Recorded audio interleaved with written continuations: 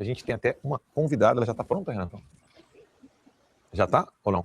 O Ítalo eu sei que sumiu ali, saiu do nada.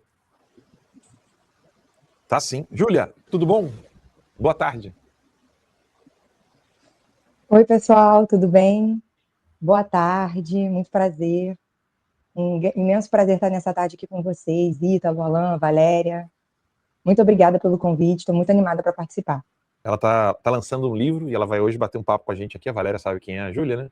Ela desafiou as universidades lá no Rio de Janeiro, as escolas, e a gente vai falar um pouco desse desafio, né, que o pessoal enfrenta. E a gente quer dar, sem voz, a quem está enfrentando essa galera, né, Valéria?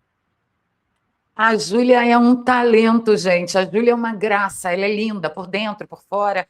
Ela expressa um conhecimento que você olha e você tem a sensação assim de que o Brasil dá certo, o Brasil tem jeito, o Brasil tem futuro. Estou toda arrepiada, estou muito emocionada de dividir a bancada com ela, porque Ah, ela, que além legal. de muito inteligente, de uma intelectualidade muito trabalhada, chega a expressar, o Alan, um conhecimento refinado, entendeu? E ela fala muito bem, ela sabe colocar as palavras e tem coragem. Então, quando você pega uma jovem que vai falar realmente para o entorno dela, que é o que nós temos de mais importante nesse momento no país, é resgatar essa galera, para essa galera entender que eles foram muito, mas muito doutrinados, com conceitos absolutamente irreais, que não condizem com a realidade, né? Resgatar essa galera e encontrar uma pessoa como a Júlia, ainda mais no Rio de Janeiro, gente. Eu sou carioca, eu tenho lugar de fala. Não me interpelem. Cara, isso aqui tá um bando de zumbi. É um bando de zumbi. Ô, meu filho, mas eu te perguntei A. O cara responde o abecedário inteiro, menos o A. E ainda te acusa de alguma coisa, de qualquer coisa. O famoso argumento do espantalho, ad hominem, porque não tem resposta. No Rio de Janeiro, a Júlia é um farol, Alan. Ela é muito imprescindível para o nosso plano de um Brasil diferente, de um Brasil que realmente tem jeito. Eu estou muito feliz de dividir a bancada com ela. Então, para todo mundo que está me ouvindo, boa tarde para essa audiência aqui do Timeline, que todos os dias está aqui buscando pela verdade. Muito prazer, eu me chamo Júlia de Castro, eu tenho 24 anos, sou formada em História pela Universidade Federal do Estado do Rio de Janeiro. Fui perseguida durante a minha graduação, lá em 2022, entre o primeiro e segundo turno da eleição presidencial, justamente por ser eleitora na época do presidente Bolsonaro. Eu lembro muito que até na época das ameaças, das perseguições, a esquerda frisava muito que não me perseguia apenas por eu ser de direita, mas porque eu era eleitora do presidente Bolsonaro, porque eu era bolsonarista. Eu falava, se você fosse de direita, a gente ia te odiar. Sabendo que você vota no Bolsonaro, a gente te odeia mais ainda. Eu vivi tudo isso durante a minha graduação. Fui ameaçada, hostilizada, xingada.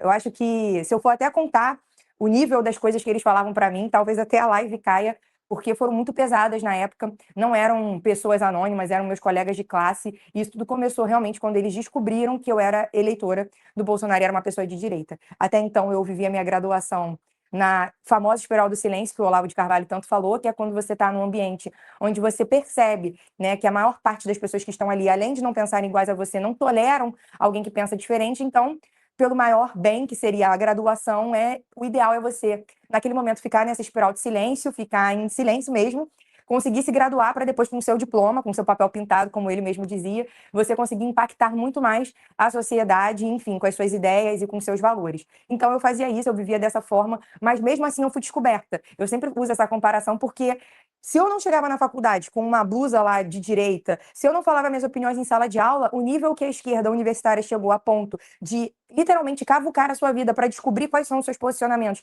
e assim começar uma perseguição desenfreada, lembra muito o que aconteceu na Segunda Guerra Mundial, né? Eu sempre, como eu falei, faço essa comparação. É até, assim, esdrúxula, porque não tem nada a ver o que aconteceu comigo perto do que aconteceu com os judeus, mas eu me senti uma judia na Alemanha nazista, porque eu não poderia falar a minha opinião, não podia expressar nada, e mesmo assim eu fui descoberta. E era como se eles tivessem colocado um carimbo em mim, de fato, uma estrela amarela, porque dali para frente a minha graduação nunca mais foi a mesma. Eu realmente fui taxada das piores coisas, né? nas opiniões deles, no caso, porque eu sei que eu não era nenhuma daquelas coisas, e se manter com os seus valores e com as suas convicções firmes dentro de um ambiente onde tudo te leva a esse devaneio é muito complicado, ainda mais para um jovem. Então, acho que na tarde de hoje, eu acho que a conversa vai girar um pouco, né, em torno disso, de como sobreviver numa universidade federal, mantendo as suas convicções e um pouco do que eu vivi e vi lá dentro, porque, de fato, o que eu tenho certeza que já falaram aqui no timeline, todas as pessoas de direita que têm um pouco de noção do que acontece dentro da faculdade, através dos posts, né, que os movimentos estudantis fazem, é a mais pura verdade. Para vocês terem uma ideia um pouco mais clara, eu usava um sobrenome diferente nas redes sociais do que eu usava na universidade, e mesmo assim eles me acharam, me descobriram. E se você parar para pensar o quão doido é isso, porque numa democracia, num país livre, onde todo mundo pode pensar da forma que quer, ou pelo menos deveria, uma aluna ser perseguida por pensar diferente em um ambiente que deveria ser formado pela pluralidade de ideias, porque a ciência se faz através da dúvida. Então precisa-se existir o outro lado para ocorrer esse debate e assim a gente chegar na conclusão mais assertiva, digamos assim. Foi o que o Alan falou um pouco antes de eu entrar. O timeline, ele não é o baluarte da verdade, nem a direita, nem a universidade. Só que quando você tem uma opinião diferente sendo dita, uma voz dissidente sendo dita, a gente consegue chegar num denominador comum mais assertivo. E não era isso que existia dentro da minha graduação, dentro da minha universidade e, infelizmente, dentro das universidades não só do Brasil, mas do Ocidente em geral. O que a gente vê, de fato, é uma dominância cultural da esquerda, que impõe essa hegemonia e, consequentemente, essa ditadura do pensamento único na qual eu sofri. Como é importante uma jovem vindo, né, do meio universitário, expressando o conhecimento, chega a ser até refinado, a forma como você demonstra conhecimento, intelectualidade, e nós precisamos realmente de talentos e pessoas corajosas como você, que realmente se meteu na espiral do silêncio pelo bem maior, que é, né, a graduação, mas que foi descoberta e foi obrigada a encarar, né, essa... O exemplo que você deu é perfeito, tá? A estrela amarela no braço. Porque o moço lá do bigode alemão, a gente não pode ficar falando o nome dele muito aqui na plataforma, mas o moço lá, ele não chegou dizimando todo mundo, colocando todo mundo na câmara de gás de repente. Eles foram escalando, né? Patamar acima de patamar, acima de patamar. E uma das atrocidades que era legal, né, que eles estabeleceram como lei, era proibir judeus de frequentar a universidade, de ocupar cargo público, de participar de processo eleitoral. Então, o seu exemplo é perfeito, porque antes de chegar lá nas câmaras de gás, eles passaram exatamente pelo que você passou, eles imputaram exatamente o que você sofreu, que é eliminar do convívio universitário. Isso é muito grave. Eles que vivem falando mal, né, do regime do moço do bigodinho alemão, eles praticam ações que são parelhas às ações do moço do bigodinho alemão, que eles dizem combater. E aí eles invertem, nós nos tornamos, né, o povo do bigodinho alemão lá. Eu queria perguntar para você qual foi o momento mais difícil que você teve que lidar nessa trajetória toda. Acho que todos os momentos foram bem difíceis para você, mas sempre tem numa caminhada aquele momento que você diz, olha, agora não dá, eu vou desistir. Você passou por isso? Passei, foi quando a perseguição se iniciou, né? Porque estava na semana de volta às aulas, e na semana de volta às aulas tem a semana de reintegração, onde não tem aula, mas os alunos conhecem os professores, a turma basicamente é a mesma.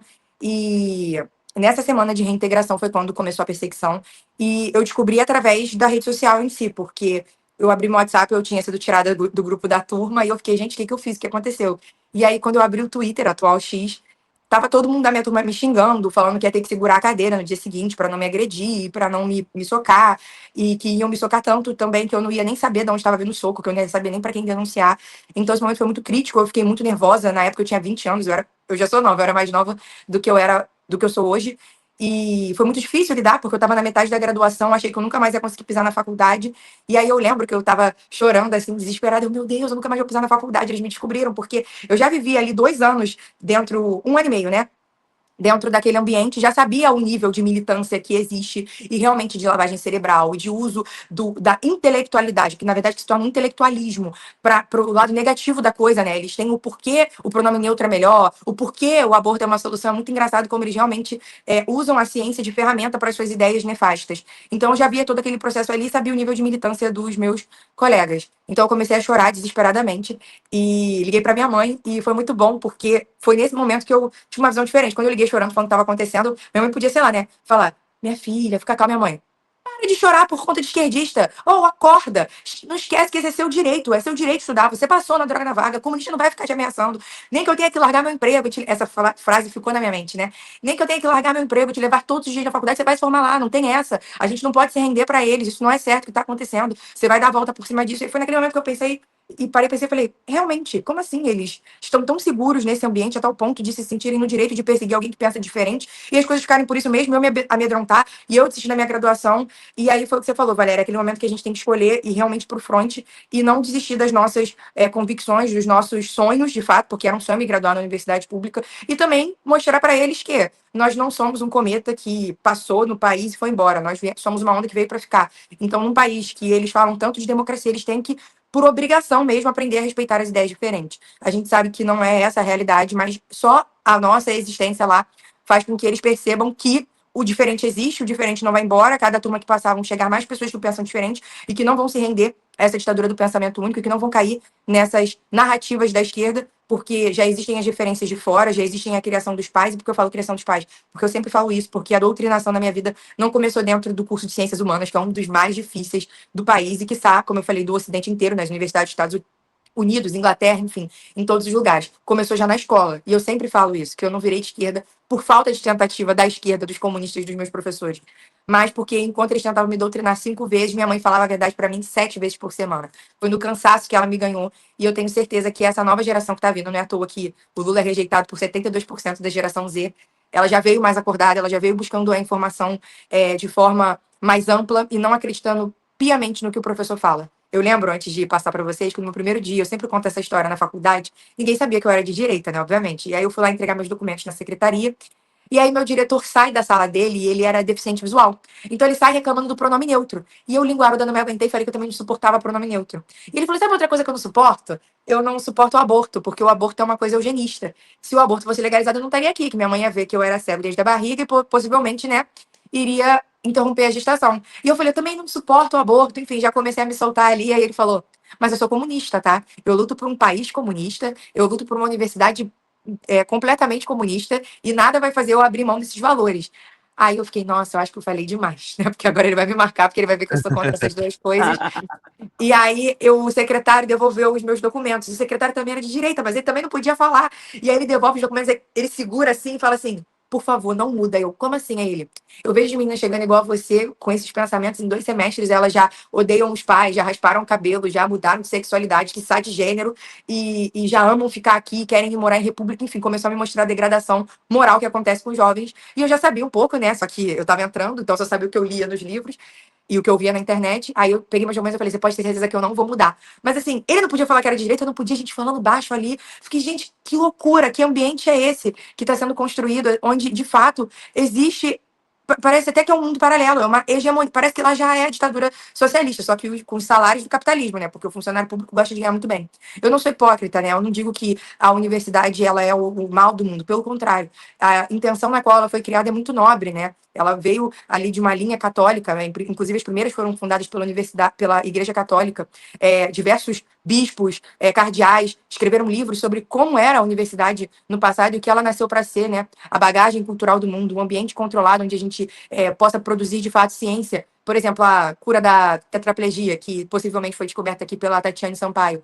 Talvez ela só tenha chegado nesse denominador porque ela estava num ambiente controlado, podendo se dedicar àquilo ali de forma mais assertiva, digamos assim. Só que a universidade ela tem passado por um processo de degradação, de perca de prestígio, desde que os comunistas tomaram ela para si. Então, assim, eu sou muito mais da vertente do resgate das universidades do que de ignorar elas. Porque é aquilo, né? Do mesmo jeito de que diversas coisas que foram criadas com sentidos nobres estão perdidas no momento, eu vejo a universidade com esse mesmo olhar. Não é à toa que a própria Tatiane Sampaio hoje, que é essa cientista brilhante, está sendo cancelada pelos alunos militantes, porque ela fez 2 falas. A primeira dizendo que a polilamina, eu não sei, polilaminina, é muito difícil esse nome, mas é lá a molécula que ela descobriu, tem formato de cruz. E a segunda fala foi que ela disse para os alunos em uma palestra, que está ao vivo, inclusive, para eles pararem de achar que tudo que é do passado é ruim. Que ela convivia com pessoas gays, que ela convivia com pessoas negras, enfim, indígenas, e não tinha toda essa militância que existe hoje. A universidade era assim boa. Foi só ela falar isso que os alunos não querem ter aula com ela, com uma cientista brilhante. Então, você vê o nível de dominação ideológica que existe, onde uma mulher extremamente inteligente, foi o que aconteceu com um professor meu também, extremamente inteligente, é cancelado pelos alunos porque eles só querem ouvir agora aquela vertente ali de pensamento que os professores comunistas e de esquerda falam para eles. É muito grave o que acontece nas universidades hoje. Hoje, os 3 autores mais citados em todos os trabalhos é Marx, Foucault e Paulo Freire. E em trabalhos de física, química, biologia, matemática, em todos os trabalhos acadêmicos. Então a gente vê que a ideologia ela se alastrou até para as áreas que a gente tinha que eram mais seguras, que são as ciências exatas. Então, o processo de degradação e de perca de prestígio por aqueles que dizem tanto amarelas, mas fazem com que a sociedade civil só tenha horror à faculdade, porque ela olha e vê que, primeiro, não atende às demandas, né? O que se produz lá dentro é uma Tatiane Sampaio que descobre uma coisa incrível. O resto é como entender que a gordofobia afeta a descoberta de gênero na adolescência, umas coisas assim que existem, entende? Enfim, e o pronome neutro, e a questão do banheiro, e essas demandas que não tem nada a ver com as demandas da sociedade civil. É uma especialista em segurança pública, que eu tenho certeza que já ouviram falar, que fala que uma pessoa com pedra desarma alguém que está de fuzil. Então a sociedade vê aquilo lá e entra em choque, fala, meu Deus, eu não quero que meu filho entre lá, isso está 100% perdido. Mas é uma tristeza, de fato, que está acontecendo hoje, mas a gente tem sempre que retomar ao que ela um dia foi, sabe? E resgatar isso. A Academia Brasileira de Letras, que hoje comporta pessoas que são extremamente ideologizadas, partidarizadas e de esquerda, um dia teve sentada lá Machado de Assis, Raquel de Queiroz, enfim, grandes escritores. Então eu vejo ainda uma grande importância na universidade. Eu acho até engraçado, porque eu estava vendo um meme essa semana que é assim, faz o que você aprendeu na faculdade, a pessoa no trabalho, né? E o que ela aprendeu foi Che Guevara, revolução. De fato é o que acontece hoje, em sua maior parte, ainda mais para mim que cursou história. Eu vi muito isso em tudo. Meu professor, que era meu professor de história americana, e aí, que é por isso, o pessoal que está nos assistindo, é por isso que eles conseguem enganar os jovens. Porque eles não têm um diploma qualquer. Eles têm ali um pós-doutorado em uma universidade americana. Então o jovem olha para aquilo e fica. Meu Deus, esse homem passou 10 anos estudando sobre a história dos Estados Unidos. E ele vem contar pra gente que os Estados Unidos nasceu de pais fascistas, os pais fundadores, que ele é extremamente. Com uma raiz extremamente fascista, totalitária, enfim, mentiras em cima de mentiras, mostrando sobre que ele já nasceu imperialista, já nasceu para dominar os outros povos. E aí aquilo vai entrando na mente do jovem. Então, para o jovem ter uma cabeça forte, para ter essa dualidade do que é verdade, do que é ensinado, ele tem que realmente vir de casa, né? Ele tem que realmente ter as convicções muito bem fundamentadas. Eu tenho falado isso recentemente, que às vezes a gente tem que aprender até com quem discorda da gente, né? Um islâmico, quando vem pro discorda, eu tenho uma vida diferente da nossa, é isso que eu quero dizer. Um islâmico, quando vem para o Brasil, ele vive num país majoritariamente cristão e ele não vira cristão por conta disso. E a mesma coisa acontece com o judeu. Por que nós, tanto cristãos quanto pessoas de direita conservadores, quando a gente entra na faculdade, passa ali 2 anos ali, a gente já abre mão de tudo aquilo de tudo que a gente acreditava. A gente já passa a acreditar piamente no que o professor está falando. Eu vi isso. Eu vi colegas meus que eram da igreja, eu vi colegas meus que eram 100% pró-família, virarem pessoas completamente stalinistas, digamos assim. Eu já escutei, inclusive de professoras minhas falando, e eu sempre conto essa história também. Aula de História do Brasil, ela abre o livro do Daniel Arão, um historiador, professor hoje da Universidade Federal Fluminense, que foi guerrilheiro da ditadura militar, participou do sequestro do avião lá do embaixador, enfim, do sequestro do embaixador também daquela troca de militantes que teve lá do Zé Dirceu, enfim, ele participou de tudo. Eu acho que ele era guerrilheiro do Araguaia, se eu não me engano. E aí ele fala que ele conta as verdadeiras intenções ali, né? Que os militares só tomaram poder porque eles realmente estavam organizando mais uma intentona comunista, que eles, quando começaram a guerrilha armada, eles não queriam lutar por democracia, mas sim por uma revolução socialista, por uma ditadura do proletariado. Ele fala que a esquerda perdeu o time porque ela não dialogou com as bases sociais, que seria ali a classe média. Ela não explicou as ideias para essas pessoas, nem para as classes mais baixas. Ela ficou naquele âmbito ali da intelectualidade, digamos, da burguesia, e não teve, enfim, não teve sucesso na sua tomada de poder, e nisso a própria sociedade civil pede para os militares, enfim, pede para os militares darem um golpe de 64, e aí ele acha que eles perderam a chance, que era naquele momento ali que estava acontecendo aquelas revoluções ao redor do mundo, que era o máximo de momento que a classe média do Brasil poderia abraçar as ideias socialistas. E aí minha professora fecha o livro e ela fala, eu concordo com tudo que Daniel Aron fala, mas eu discordo disso. Eu acho que nós ainda temos chance, sim, de dar um golpe no Brasil um dia, e um dia a gente vai ver, sim, a gente tendo uma ditadura socialista nesse país, e um dia a gente vai ver que a gente vai conseguir botar esses fascistas, chamando a gente assim, em campos de trabalho forçado e principalmente em paredões. É para isso que eu trabalho. Eu fiquei assim, boquiaberta. Falei, não acredito que ela tá falando que vai colocar gente que pensa diferente dela em paredão. E os meus colegas de classe se amarrando naquilo ali, adorando a fala dela. E eu fiquei assim, meu Deus do céu, o que tá acontecendo aqui dentro? O que a gente tá formando, sabe? Eu lembro que na hora até mandei mensagem pra minha mãe, que eu falei, eu nunca mais quero esquecer o que eu ouvi aqui, porque é de fato o que eles são capazes e é de fato o que eles trabalham. Eu sei que pensando neles ali, a gente sabe que eles são uma minoria barulhenta, que a gente está falando aqui que eles não representam, assim, 3% da população do país, mas de pouquinho em pouquinho já era o que Margaret Thatcher falava, né? Se os socialistas acordam cedo para trabalhar pela sua revolução, nós temos que acordar mais cedo ainda para defender a nossa liberdade.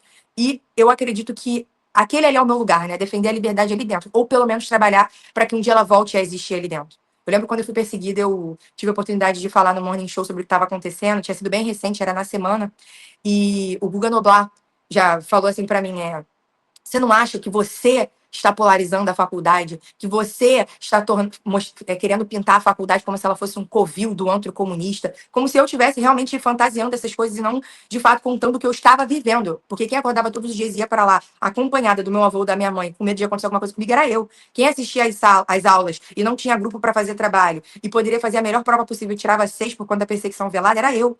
Quem, às vezes, passava no corredor, escutava xingamento e tinha medo de ir ao banheiro sozinho, era eu. Mas não, ele, por querer defender, né, enfim, uma fantasia universitária criada pelos próprios comunistas, falou isso para mim. E eu falei, quem me dera existisse polarização lá dentro, porque eu pelo menos ia ter alguém junto comigo. Agora, a gente está falando de uma universidade que são 400 contra 1, não tem polarização ali dentro. Eu torço para que um dia exista. Porque as poucas pessoas que falavam comigo pararam de falar depois que descobriram que eu era de direita, e 2 pessoas que continuaram falando, que começaram a falar comigo porque também eram de direita, tinham medo de falar comigo dentro da faculdade. A gente tinha que se encontrar em um café em outro bairro para não se associar à minha imagem. Faz sentido isso numa universidade federal, pública, onde metade das pessoas que bancam aquilo ali são pessoas abertamente de direita? Inclusive, uma vez eu estava sentada na aula e aí invadiram a minha sala com blusa. Eu falo isso rindo porque eu já saí de lá, né? Na época era trágico, eu estaria aqui contando até bem sentida, mas como eu consegui passar por isso, eu olho para trás e vejo, assim, que eu venci, né? E torço muito para que todos os jovens de direita consigam vencer também, porque a universidade também é nossa. E aí eles invadem a minha sala com a blusa do Lula lá, em verde e amarelo, começam a me xingar, e começam a falar para as pessoas da minha sala não falarem comigo, porque eu era fascista, porque eu era não sei o quê, e não. E aí a menina. E eu não respondo, né? Não respondia. Porque eu sabia que se eu levantasse, era o que eles queriam aquele debate, eles queriam aquele confronto. Tinha que ter um pouco de inteligência emocional. E aí, a menina que estava na minha frente, ela virou para mim, ela falou assim, ela sentada, ela virou, enquanto as pessoas estavam gritando aqui, eu sentada dela. A gente te odeia. A gente te odeia. E eu ficava, gente, eu via no fundo do olho dela que ela realmente me odiava, mas eu ficava assim, por que eu nunca fiz nada pra ela? Eu, tipo, nunca falei contra gay, nunca falei contra nada aqui dentro, e nem fora daqui, tipo, eu só decidi votar em alguém diferente, eu só decidi seguir, pensar em um Brasil diferente, querer um Brasil diferente pro meu país.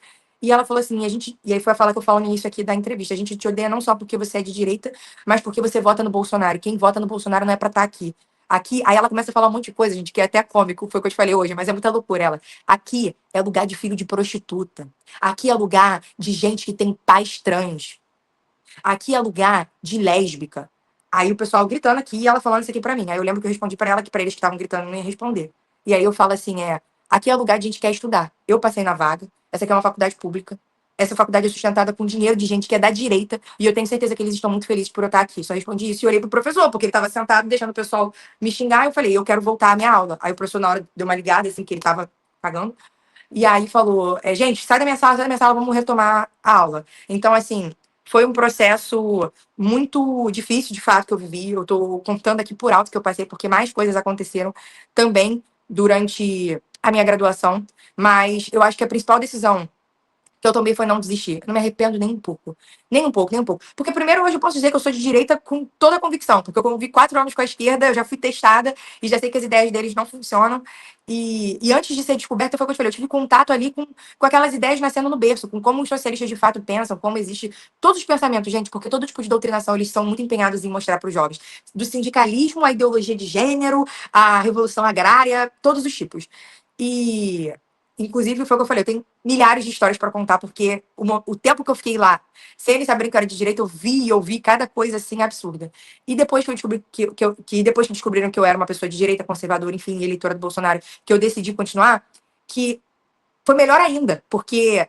Melhor ainda que eu digo o quê? Porque eu me mantive na faculdade, sendo quem eu era, sem nenhum tipo de máscara, ou de receio, ou de medo. A espiral de silêncio, para mim, se rasgou e eu consegui me manter nela mais 2 anos e meio, porque eu estava 2 anos, na verdade, porque eu estava no 5º período, e consegui me formar com 10 na monografia. Minha banca tinha pessoas, sim, que eram comunistas, de fato, pessoas de esquerda. Mesmo assim, quando a gente busca a verdade ela é irrefutável, né? Não tinha como negar aquilo ali que eu estava falando. Até uma vez perguntaram para mim, poxa, mas não tentaram? Eu falei, tentaram, mas eu fiz um TCC, meu TCC foi sobre o descobrimento do Brasil, completamente embasado. E um dos historiadores que eu usei era um historiador de 1558.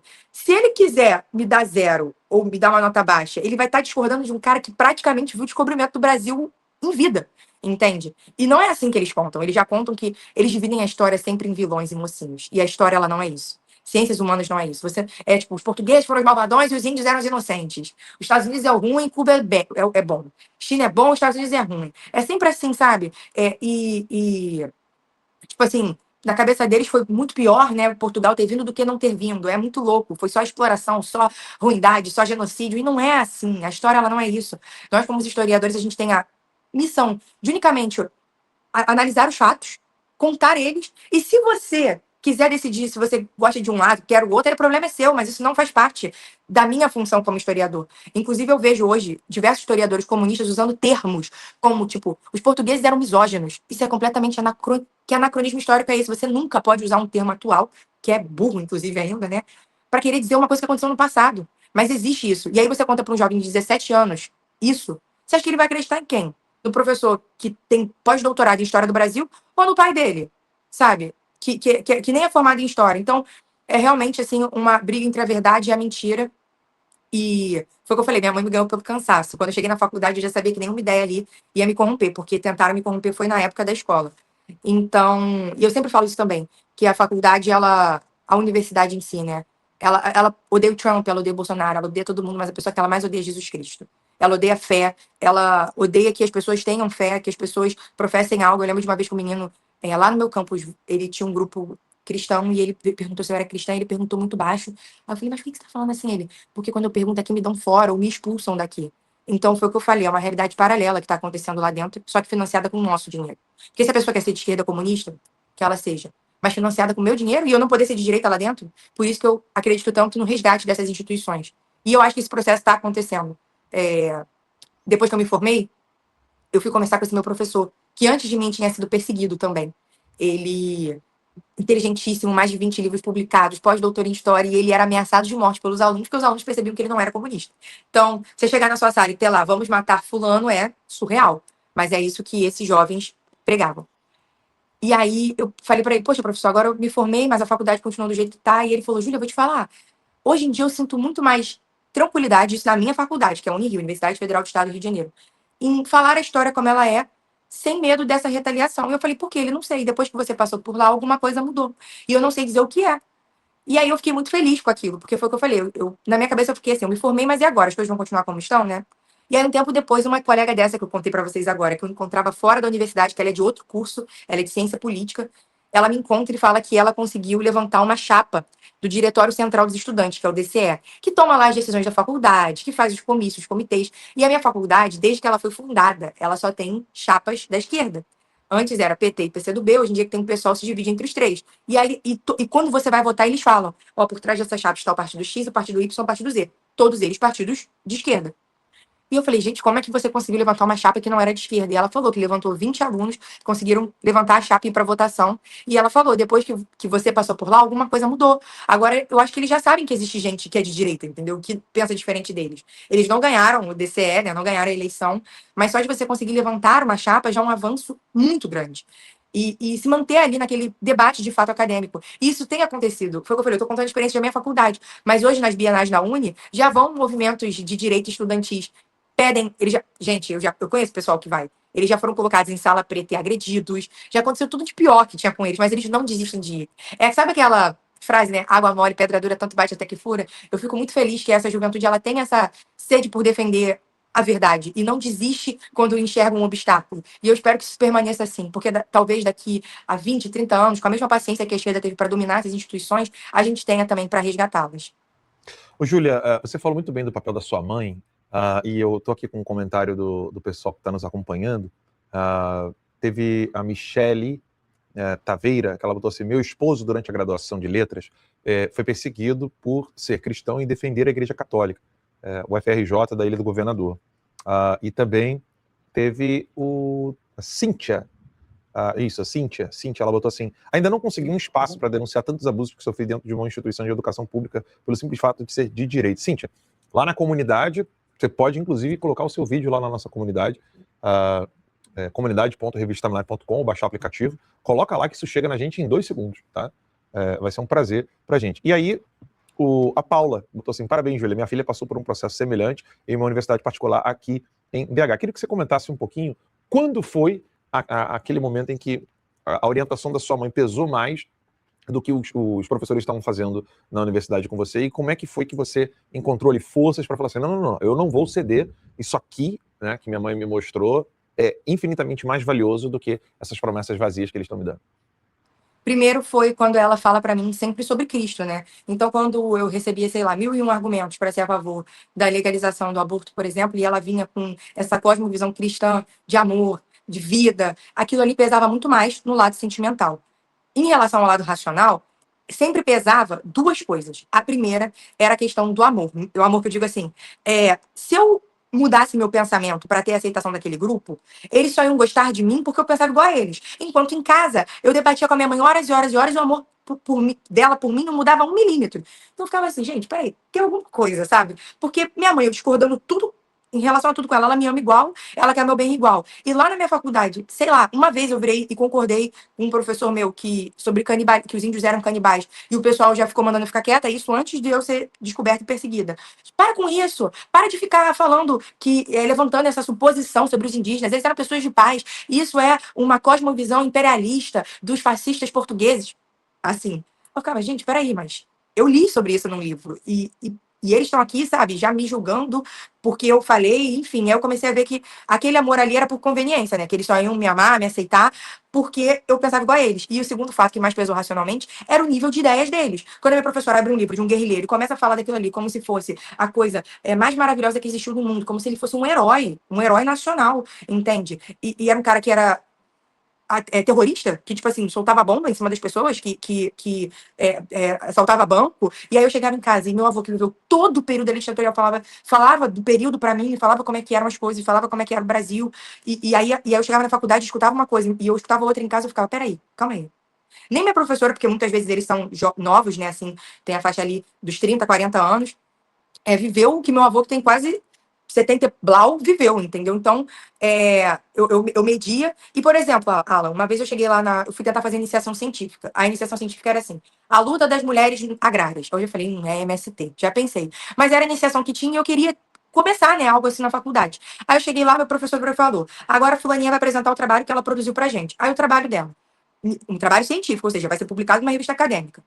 Arquitetura moderna. Arquitetura moderna racista, explicando por que os quartos de empregada são na cozinha.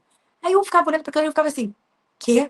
E aí ela tinha todo o embasamento científico para mostrar como os quartos de empregada na cozinha era a coisa mais racista do mundo. E eles vão além, porque eles começam a pegar o direito e querer abrir brecha penal para as pessoas serem presas por racismo, tipo, as empreiteiras que continuarem construindo quartos de empregada na cozinha. E eu ficava olhando aquilo ali, oh meu Deus. Enquanto isso, assim, a gente precisa catalogar alguma coisa muito importante que aconteceu na história do país, e a gente está, tipo assim, bicentenário da nossa independência, e eu tô aqui ouvindo isso, porque isso era em 2022, né? Falei, nossa, a gente podia estar fazendo uma curadoria do que aconteceu na independência, o que eu tô aprendendo é isso aqui. Então, esse lado racional pesava muito, porque eles vivem muito à parte da realidade. Por exemplo, eu amava história medieval. Aí tem um autor de história medieval, que é o Jean-Jacques Le Goff, que é tipo assim, o cara que mais escreveu, é um francês que mais escreveu. E os livros dele, que eu tinha que ler na bibliografia, eram incríveis. Ele chegava a contar que, por exemplo, muitos senhores feudais, eles saíam junto com o rei para as cruzadas. Então, quem ficava no poder eram as suas esposas. Então, naquele período já existia. Desculpa, que eram pessoas extremamente capacitadas, mulheres que tinham poder, que coordenavam exércitos. Ele chega a divulgar as cartas, porque quando o marido dela saía lá para as cruzadas, os outros senhores do feudo pensavam, tá desprotegido, então vamos atacar aquele feudo. E aí tinha cartas dela falando, olha, meu marido, ele não levou todo o exército, ele deixou o exército comigo, e se vocês tentarem invadir, eu tô disposta a defender a minha família, o meu povo, né, os meus camponeses e a minha terra. E aí eu me deparava com aquilo ali, e aquilo ali é de contra a toda a narrativa feminista que, por exemplo, na própria bibliografia deste curso, o último livro que tinha para ler era de uma autora da USP, que tinha publicado em 2022. E aí aquela riqueza historiográfica já toda perdida, porque eles vão produzindo tanta coisa ruim. E aí quando eu abri, a primeira linha era Idade das Trevas. Como a idade dos homens machistas, patriarcais, imperialistas, apagou a identidade feminina. Eu ficava assim, meu Deus, meu Deus. Então, assim, é o que eu falo até hoje, até para os estudantes de história. Sentem e leiam. Se você lê Ilíada, Odisseia, se você buscar boas referências, bons autores, e não faltam. A gente acha que falta porque o que ensinam pra gente é Foucault, entende? Mas não falta. Você vai pesar, entendeu? Você vai pesar o que é verdade, o que é mentira, e você vai acabar ficando do lado da verdade. Então, eu até falo isso às vezes, assim, que o que mais pesou na graduação foi conviver com os comunistas, porque eu via o quão doido eles eram. Eu chegava pra assistir aula, aí tava as meninas lá já com aquela aparência assim, meu Deus, realmente eles vão degradando, e aquele cheiro de droga. Na minha faculdade tinha um lugar chamado Beco da Bruxa, né? Não preciso nem dizer o que aconteceu no Beco da Bruxa. E eles gostam meio dessa coisa meio Cuba velha. E eu ficava assim, gente, o povo que ama a faculdade é o povo que mais destrói ela, porque eu vejo eles pichando, colando adesivo, uma coisa horrorosa. Piquetando as salas, porque quando eles querem fazer greve, eles piquetam as salas. Então eles pegam o pouco de material que a gente tem de carteira, jogam em cima das portas, né, impedindo que as pessoas entrem, que os professores entrem para lecionar, os professores que não querem aderir à greve. Então, eu vi aquilo ali e eu ficava assim, meu Deus, eu não acredito nisso. E, Alan, pode parecer que é um movimento que acontece só comigo, mas não. Se você tem um pouquinho, assim, de personalidade, se você não... Porque é o que o Olavo dizia, né? Não prostitui a sua personalidade em troca da aceitação de um grupo. Tem gente que chega lá querendo muito viver aquilo ali, querendo muito viver a universidade. Então, vai se vender. Vai chegar na faculdade, como eu cheguei na minha recentemente e lá atrás, e para você fazer a integração, você tem que jogar tomate na cara do Bolsonaro. E aí você vai querer viver aquilo ali, você vai passar por cima do que você acredita. Na minha faculdade tinha um saco de pancadas com a cara do presidente, sabe? Então é bem, bem sinistro. Só que se você, foi o que eu falei, tem um pouquinho de personagens, você vai começar a ver quão doido eles são. Eu tenho um colega que naquelas manifestações, naquela greve lá enorme da Dilma, que ele era comunista, ele deixou de ser comunista por isso. Porque ele estava tendo aula de história e simplesmente os comunistas invadiram a sala, batendo tambor, xingando o professor que queria dar aula. Ele falou, não é isso que eu acredito. Olha o que estão fazendo com o professor que está aqui para lecionar, sabe? E, infelizmente, de lá só saem essas ideias, né? A gente vê as academias de pensamento hoje completamente dominadas. Hoje a gente vê uma greve da USP, que eu vi até o reitor falando, não é só pedir para o auxílio estudante, ou seja, você já estudando na melhor universidade do país, você ainda quer ganhar para estudar, sair de R$800 para 1.800. Eles querem que a faculdade se posicione a favor da Palestina e contra o Estado de Israel. Eles querem que a faculdade coloque 50% de cotas trans. Umas demandas que não tem como. Não tem como. Qualquer pessoa que eu falei que tem um mínimo de consciência olha para aquilo ali e fica assim, gente, não tem como eu acreditar nisso aqui. E aí muita gente desiste, quem se posiciona é perseguido, e a gente fica nesse ciclo que precisa, foi o que eu falei, a longo prazo ser quebrado também.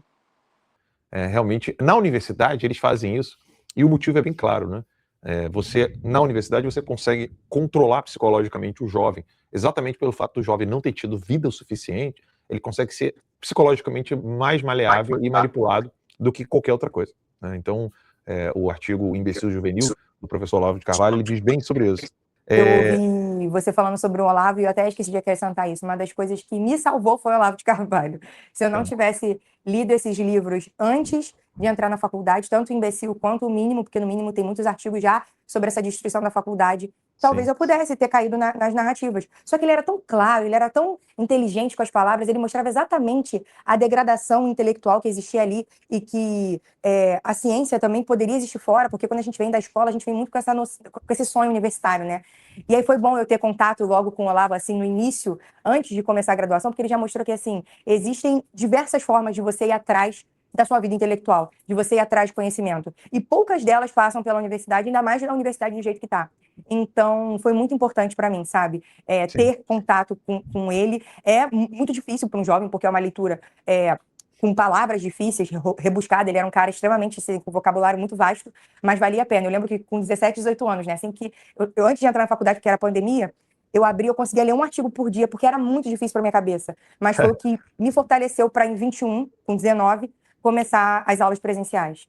Que legal. Detalhe, eu lembro que ele falava tanto que um dia antes de eu ir para a faculdade a primeira vez e dessa questão dos documentos que eu contei para vocês, eu pensei assim, tá bom, ela falou tudo isso, mas às vezes ele pode estar exagerando, eu vou dar uma chance. E aí eu lembro que a primeira aula que eu tive, tipo, que eu tava... Aquela coisa meio de conhecer todo mundo, querer ser amigo, aquilo tudo. O professor já começou a aula assim, bom dia, a gente tá... E todo mundo de máscara, aquilo tudo. Ele, primeira coisa, eu quero que vocês tenham em mente que o Bolsonaro é genocida e fascista. Segunda coisa, se vocês são contra vacina ou não sei o que lá, pode sair da minha sala. Aí eu fiquei, realmente, falava, não estava exagerando. Se você não pode nem falar, levantar uma dúvida, tipo, professor, mas isso não é esquisito? Sei lá, sai da minha sala, não tem espaço para dúvida, eu fiquei, para questionamento, eu fiquei, realmente, está dominado mesmo. Então, você estava falando do professor Olavo, né? Depois que eu mencionei esse artigo, ele fala muito sobre o fato de que o comunismo ele não é uma agenda política, né? O comunismo é uma cultura, né? Cultura da morte, e que o oposto do comunismo não é a direita, não é o conservadorismo, mas o cristianismo. Como é que foi esse papel da fé nos seus estudos, assim, para você permanecer firme? Você falou ali, né, a degradação moral, a destruição, mas querendo ou não, o jovem, ele é, por natureza, rebelde, ele quer se dar bem com os outros coleguinhas, não quer perder as amizades, não quer deixar de passear, tomar uma cerveja com os outros amigos, meio que sair da gaiola, né? Aquele momento que ele sai da gaiola do aconchego do lar e começa a descobrir o mundo. E aí tem um comentário aqui de uma mãe, puxa, eu tava querendo resgatar esse comentário aqui, ela falou assim, puxa, o meu filho, o meu neto vai fazer cinema, puxa vida, eu perdi aqui. Mas ela falou assim, meu Deus, eu tô aqui desesperada, não sei o que fazer. Queria que você desse um recado aí para os pais e para os próprios alunos que vão iniciar, que são cristãos e acabam iniciando a universidade e acabam perdendo a fé. Isso que você falou é muito real, assim, em relação à preocupação mesmo, porque o jovem tem esse instinto rebelde, e hoje a nossa geração ela é uma geração que foi criada, e eu acho que é até diferente da sua, porque quando eu começo com a minha mãe, quando eu começo com o meu pai, eu sei que os pais deles não eram tanto assim, mas da nossa para cá, é muito assim, o filho no arauto, né? Tipo, você vai ser melhor do que eu. Você com certeza vai. Eu sei que todo pai quer isso, todo pai quer que o filho seja melhor. Mas às vezes a gente é criado já naquela redoma ali do extremo cuidado, da mimadice, desse ego meio que inflado que nossos pais nos colocam lá em cima. E aí, quando chega à faculdade, o professor vira e fala que a gente vai ser o vetor desta revolução e da transformação do mundo, da mudança do mundo. E aí tu fica assim, junto o que você escutou a vida inteira, porque você tirava um 10, você já ganhava um mega de um presente, você já passava de ano, seu pai te dava uma viagem, você já cresce, porque a classe média, querendo ou não, faz isso, né? Eu falo classe média, gente, porque é a maior parte da população, entende? Então, assim, é como a maior parte das pessoas podem e conseguem agir.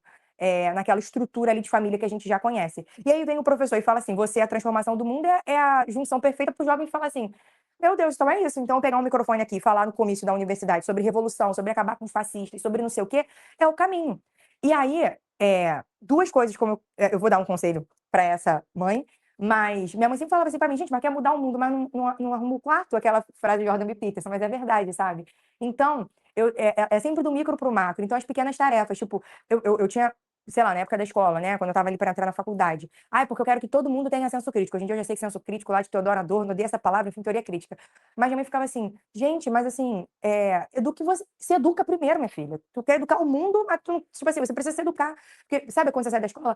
É porque meu avô ele pensa desse jeito porque ele não tem senso crítico. Cara, de onde que a gente tirou que senso crítico é uma coisa boa? Mas tudo bem. Aí então ela me trazia para essa realidade, para mostrar a minha pequenez. E é muito o que o Olavo faz também. Enquanto a gente é pequeno, em relação a tanto conhecimento e tantas pessoas que vieram antes da gente. Então, aí faz um paralelo com o que você fala do cristianismo, e o que o Olavo falava, que o cristianismo que vai salvar, porque na universidade eu tive essa noção, mas do conservadorismo, dessa linha de pensamento, de preservar as coisas boas e belas, e de ter ali uma ancestralidade, né, de sermos anões em pés de gigantes. Porque foi o que eu te falei, eu chegava na faculdade, só tinha contato com bibliografia marxista. Se não tivessem historiadores que vieram antes de mim, devotados a pesquisar de fato o que era história, talvez eu não ia tirando, né, limpando toda aquela bibliografia marxista, ter alguma para cavucar, entende? Ter alguma para ler a verdade.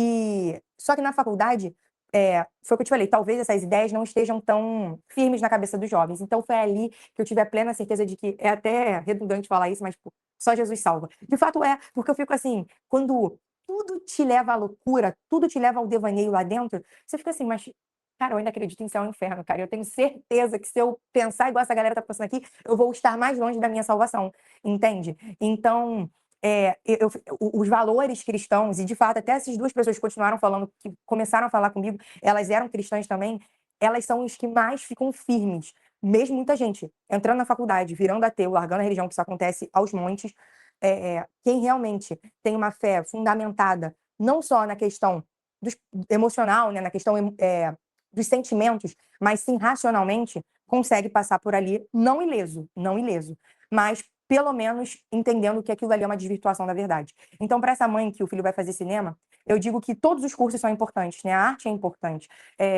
Foi o que o Alan falou, que o Olavo dizia, né? Não é política, é cultura. A política é a consequência da cultura, é a cereja do bolo. Então, que sorte nós não vamos ter de ter um cineasta que não está preocupado em contar o olhar, né? Em mostrar a arte com um olhar marxista.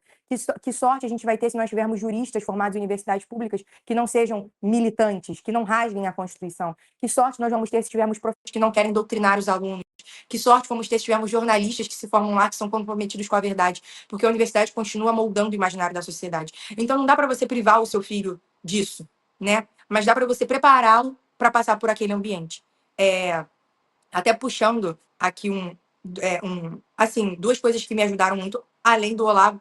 Depois que eu fui perseguida, tinha um livro de um filósofo americano, Peter Kraft, ele é professor da Universidade de Berkeley, de filosofia, que Como Vencer a Guerra Cultural, uma solução cristã para um mundo que está mergulhado no marxismo, é uma coisa assim. Eu estava até indicando ele antes da entrevista, porque um pessoal estava perguntando, porque eu sempre falo desse livro. Porque quando eu comprei, eu falei, gente, eu quero ver como é que eu vou vencer essa guerra, então, que eu estou vivendo isso aqui, eu já abri logo lá na última parte, para ver como é que era a solução. Aí a solução que ele dá, que é muito filosófica, mas muito real. Ele fala assim, olhe para a vida dos santos.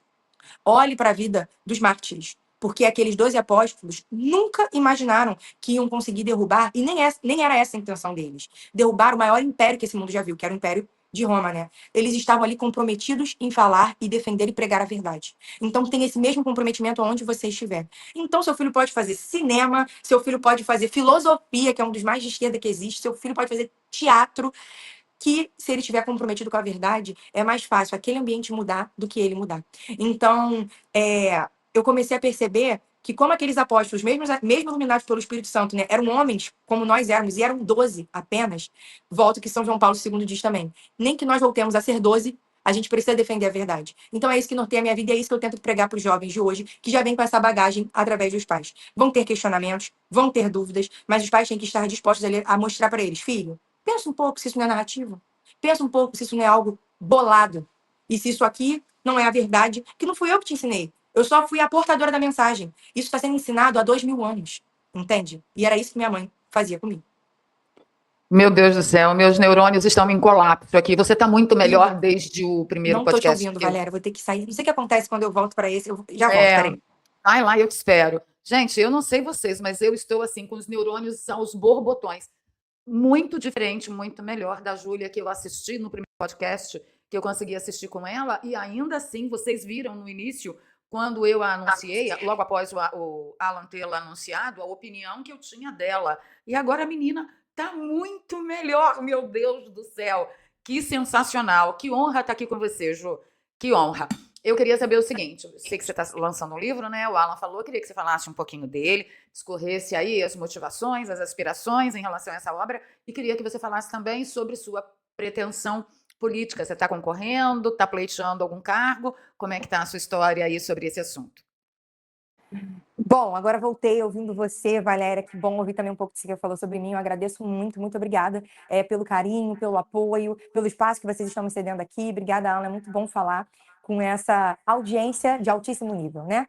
Sempre bom estar, assim, entre aqueles que querem nos ouvir, né? Não só querem... Porque eu tive durante muito tempo em um ambiente, querendo ou não, hostil para com as minhas opiniões.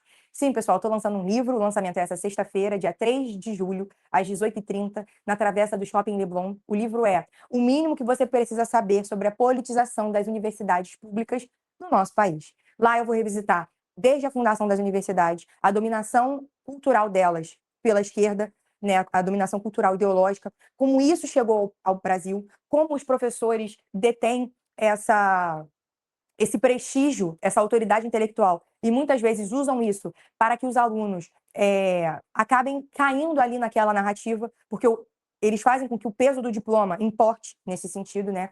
Fica assim, olha, pô, você tem que acreditar em mim, eu sou uma pessoa que me dedicou há muitos anos a estudar isso. Você fica assim, cara, então o cara, ele realmente estudou sobre isso e eu preciso acreditar no que ele está falando. Agora, respondendo a pergunta da Valéria sobre pretensão política, eu sou ano passado, eu nunca fui uma pessoa do meio partidário, né? Sempre fui da área mais acadêmica. Eu recebi o convite do Partido Liberal para ser vice-presidente do PL Jovem, né? Da ala jovem do partido, justamente para poder agregar nessa questão das universidades, né? Da militância estudantil. E, de início, eu não entendia muito como ia funcionar, mas foi uma baita oportunidade, uma baita porta. O presidente nacional é o Carmelo, né? Eu sou a vice dele. Tivemos a oportunidade de visitar diversas regiões do Brasil ano passado, levando diversas palestras de formação para os jovens daquela região. Eu sempre falando da minha área de atuação, que é a universidade, falando para os jovens que estavam entrando na universidade lá, ou que estavam no meio da graduação, ou que tinham um sonho de entrar, já alertando aquela galera, porque isso é a construção de base. E aí eu comecei a ver que no Brasil, acaba que o trabalho cultural ele anda junto com o trabalho político, porque o trabalho político aqui está muito mais avançado, né? O que eu digo que é muito difícil no país você conseguir fazer algo de forma independente. E com um partido, porque ele já tem as bases, né? Você só chega lá e ensina para essas bases, explica para essas bases o que está acontecendo dentro da universidade e como lidar, enfim. Então foi uma aula, uma escola, na verdade, para mim. Eu me coloquei na posição de sentar, né, e perceber como é que funciona realmente, assim, uma estrutura partidária e como a gente pode compor aquilo da melhor forma possível, pegando a nossa habilidade e usando ela da melhor forma possível. Eu sempre falei, assim, quando eu recebi o convite, eu falei, olha, eu não sou uma pessoa que entende desse tipo de política, né, sei lá, de comício, enfim. A minha questão é, que eu vivi na faculdade, Revolução Cultural, eu sempre falei assim, olha, se você me perguntar quem cunhou o termo guerra cultural, eu sei te dizer. Patrick Buchanan, que é um republicano. Inclusive, foi aí que eu comecei a ter a importância dos partidos, enfim, da política. Um republicano que, num discurso presidencial, se eu não me engano, do Bush, ele era um dos caras que ia falar, ele, para ver quem ia ser o republicano que ia ter o pleito naquele ano para a presidência, né? E ele já era um jornalista americano, republicano, enfim, muito conhecido. E aí, no discurso dele, é a primeira vez que a gente ouve o termo guerra cultural, né? Então, só que eu falo assim, se você me perguntar isso, eu sei responder. Mas essa questão de partido, enfim, de diretória, essas coisas eu não entendo nada. Então, eu realmente vim aprendendo esse ano. Então, desde o ano passado, já existem essas... Do final do ano passado, sendo sincera, Valéria, esses convites do partido em relação à candidatura. Mas eu vim negando e relutando durante longos e longos meses, por questões assim de, talvez eu precise de mais tempo, sabe? Às vezes eu ainda preciso aprender isso, eu preciso aprender aquilo. Eu nunca passei por uma eleição. A última que eu passei, eu estava sendo perseguida. E eu fiz campanha para o Bolsonaro, mas assim, nunca como candidata. E até em primeira mão, porque eu não anunciei, porque eu estou mais preocupada assim, em trabalhar do que, de fato, com eleição. Mas eu venho candidata pelo PL, deputada federal aqui pelo Rio de Janeiro. É um baita desafio para mim, por isso que eu falei, ainda não anunciei, porque eu estou preocupada em entender melhor como é que as coisas funcionam, em estruturar melhor uma campanha, de fato. Foi o que eu falei, gente, política é completamente diferente de cultura, né, da questão cultural. Então eu tô entendendo mais, mas estou muito animada para os desafios desse ano. Conto muito, assim, que a gente vá, né, conseguir porque o principal é isso, né, gente? É eleger um bom presidente da República, tirar o PT, né? Esse é o principal. E o que eu puder contribuir para isso, porque, de fato, a gente sabe que sim, é do micro para o macro, que se a gente resgatar as universidades, talvez no futuro a gente tenha eleições mais confortáveis, mas tudo bem. O que está sendo apresentado para a gente agora é esse desafio, então, que a gente também faça do macro para o micro e tendo um bom presidente ano que vem, a gente consiga ter mais liberdade também nas nossas instituições, porque uma influencia a outra, né? Então, ter um presidente lá que não aceita que jovens de direita sejam perseguidos, vai ser uma baita conquista, né? Tirando o fato de ter um presidente que, né, não esteve na cadeia por corrupção, já é uma outra incrível conquista. Então, assim, espero muito que o pré-candidato, que a gente está tudo na pré ainda, né, Flávio Bolsonaro, esteja lá naquele posto ano que vem. Bem, muito bom. Olha, eu tô muito feliz. Obrigado, Júlia, por ter vindo aqui falar com a gente. A gente quer muito, né, que os jovens acordem, despertem. Esses dias mesmo o Júnior Master estava aqui participando. Na verdade, participando não. Ele veio me entrevistar para o canal dele e aí a gente disponibilizou as câmeras. E aí ele fez uma pergunta para mim que era a seguinte: Alan, como é que é essa coisa da linguagem com os jovens? E eu fui bem enfático, né? Eu falei para ele assim: não tem que ter linguagem para jovem de jeito nenhum. Eu, desde 2014, eu nunca quis ficar falando com jovem, porque para mim, jovem tem que envelhecer e ponto final, né? Tem gente que faz isso, né? Eu não. Jovens envelheçam, né? É urgente que os jovens envelheçam. Frase do Nelson Rodrigues. Então, assim, se alguém espera que um dia eu tenha alguma linguagem para jovem, eu sinto muito essa pessoa vai ficar desapontada, porque eu não vou ter linguagem para jovem, né? De jeito nenhum, porque não vejo linguagem para jovem sendo algo útil, né? Pelo amor de Deus. Eu acho que o jovem fala com o jovem, adulto fala com o adulto. Mas a gente sabe muito bem o quanto os jovens estão perdidos, né? A gente sabe que, infelizmente, nunca foi tão fácil você ficar fora do mundo normal, A palavra alienígena vem de alien, que é do latim estrangeiro, né? Alienado também, é aquilo que está fora, né? O jovem é alienado por natureza, ele não está inserido no mundo de pagar as contas, de ter responsabilidade, de criar filhos, etc. E aí, quando o mundo real chega e bate a porta, ele se desespera, né? Então, eu espero que os seus amigos acordem quanto antes, e parabéns pela sua mamãe, né? Uma mãe de joelhos no chão. Isso aí me lembra uma frase que os padres sempre falavam pra gente, né, lá no seminário, quando eu estava no seminário, ou na época que eu estava na Toca de Assis: se tem uma carmelita de joelhos, tem um padre de pé, né? E se tem uma mãe de joelhos, isso aí é fundamental. O exemplo arrasta. O Bielzinho, ele vai fazer 2 anos, né? Então, quando a gente se ajoelha para rezar o texto, ele vai junto, ninguém nunca pediu, né?